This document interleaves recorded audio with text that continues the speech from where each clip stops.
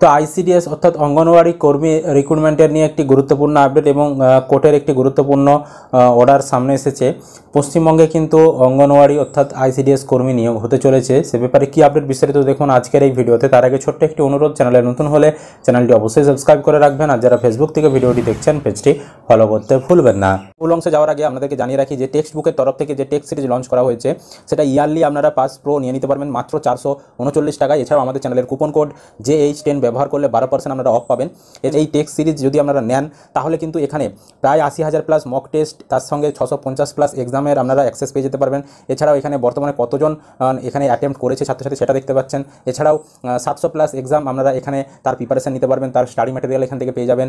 20 lakh plus active text book pass user বর্তমানে কিন্তু রয়েছে।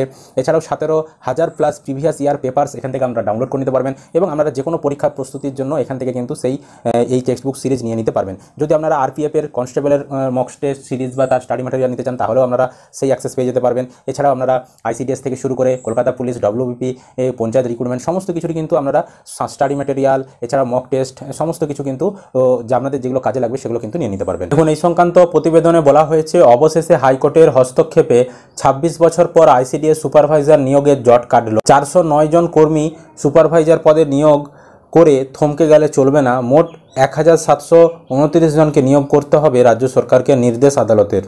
মামলার বয়ান অনুযায়ী ICDS সুপারভাইজার পদে সর্বশেষ নিয়োগ হয়েছিল 1998 সালে। পরবর্তী নিয়োগ প্রক্রিয়া শুরু হয় 2019 সালে। 3458টি ICDS সুপারভাইজার শূন্য পদে নিয়োগের বিজ্ঞপ্তি প্রকাশিত হয়। কেন্দ্রীয় সরকারের পক্ষ থেকে 2015 সালের 15 সেপ্টেম্বরের নির্দেশনামায় পরিষ্কার উল্লেখ রয়েছে মোট শূন্য পদের 50% অঙ্গনওয়াড়ি কর্মী থেকেই পদোন্নতির ভিত্তিতেই নিয়োগ করতে হবে। অভিযোগ, রাজ্য সরকার অঙ্গনওয়াড়ি কর্মীদের জন্য শুধুমাত্র 422টি শূন্যপদ রেখে বাকি 3036টি শূন্যপদে সরাসরি নিয়োগ প্রক্রিয়া শুরু করে। রাজ্য সরকারের এই নিয়োগের বিজ্ঞপ্তি চ্যালেঞ্জ করে কিছু অঙ্গনওয়াড়ি কর্মী তাই হাইকোর্টের দ্বারস্থ হন। বিচারপতি লোপিতা বন্দ্যোপাধ্যায় গত 19 সেপ্টেম্বর 2023 সালে রাজ্য সরকারকে নির্দেশ দেন 50% শূন্যপদে অঙ্গনওয়াড়ি কর্মীদের থেকেই পদোন্নতির ভিত্তিতেই নিতে হবে, কিন্তু রাজ্য সরকারের সেই নির্দেশ অমান্য করে নিয়োগ প্রক্রিয়া চালু রাখে বলে অভিযোগ উঠে। অঙ্গনওয়াড়ি কর্মীদের প্রমোশনাল সুপারভাইজার পদে নিয়োগের জন্য পরীক্ষা নেওয়া হয়। 1152 জনের একটি মেধা তালিকাও প্রকাশ করা হয়, যারা পরবর্তীতে ভাইভাতে বসতে পারবে। অভিযোগ, প্যানেল প্রকাশ না করেই নিয়োগ প্রক্রিয়া সরাসরি চালু রাখে রাজ্য। তাই মেধা তালিকাভুক্ত 200 অঙ্গনওয়াড়ি কর্মী ফের হাইকোর্টের দ্বারস্থ হন। 13 জানুয়ারি 2024 সালে বিচারপতি লোপিতা বন্দ্যোপাধ্যায়ের নির্দেশ চ্যালেঞ্জ করে বিচারপতি সৌমেন সেনের ডিভিশন বেঞ্চে মামলা দায়ের করা হয়। তবে সিঙ্গেল বেঞ্চের নির্দেশের উপরে কোনো স্থগিতাদেশ দেয়নি ডিভিশন বেঞ্চ।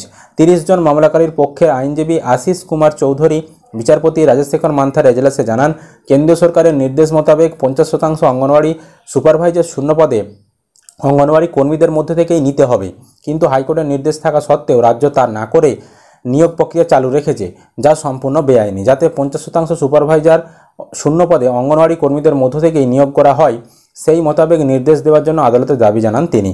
শুনানির পর বিচারপতি রাজশেখর মান্থা নির্দেশ দেন, যেহেতু বিচারপতি লোপিতা বন্দ্যোপাধ্যায়ের নির্দেশের উপর কোনো স্থগিতাদেশ নেই, তাই রাজ্য সরকার ও PSCকে 50% সুপারভাইজার শূন্য পদে অঙ্গনওয়াড়ি কর্মীদের মধ্যে থেকেই নিয়োগ করতে হবে।